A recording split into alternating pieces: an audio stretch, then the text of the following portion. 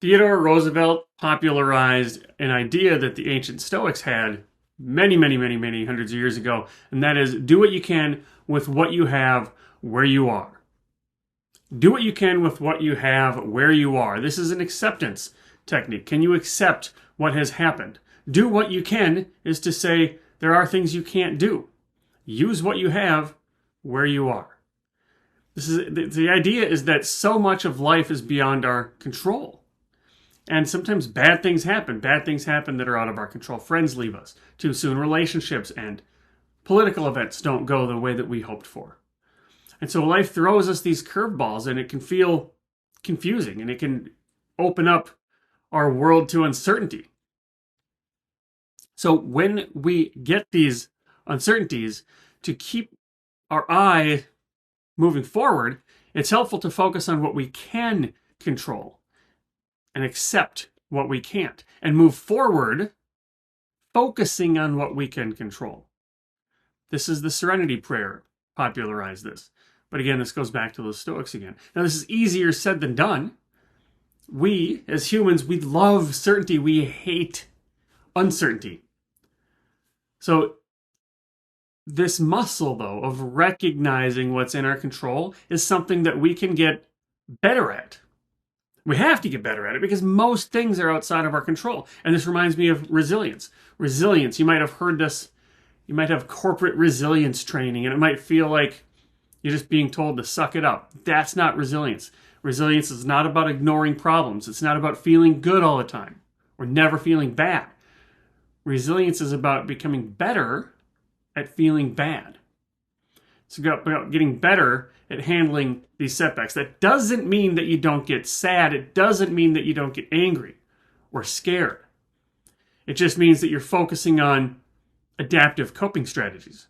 How you handle it, how you cope matters.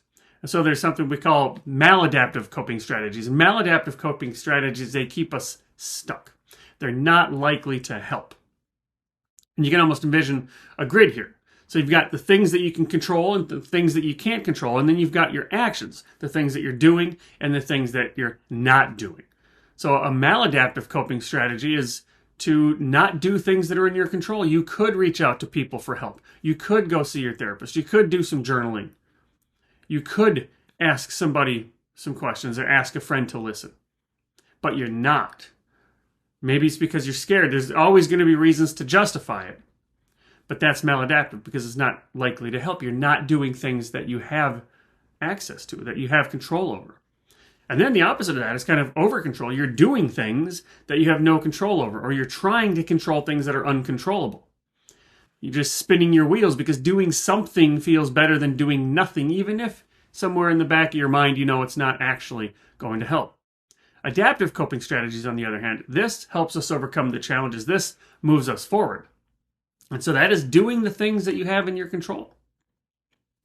That is recognizing that you've got arrows in your quiver that you can use. It's taking action. Now, the opposite, and admittedly the one that takes the most practice, is surrendering. This is not doing things over which you have no control. Can you accept that the market's just going to go haywire? Can you accept that sometimes a political event didn't go your way? Can you accept somebody passed away? Because spinning your wheels and trying to pretend that didn't happen or hope that didn't happen is a use of energy that's not likely to help.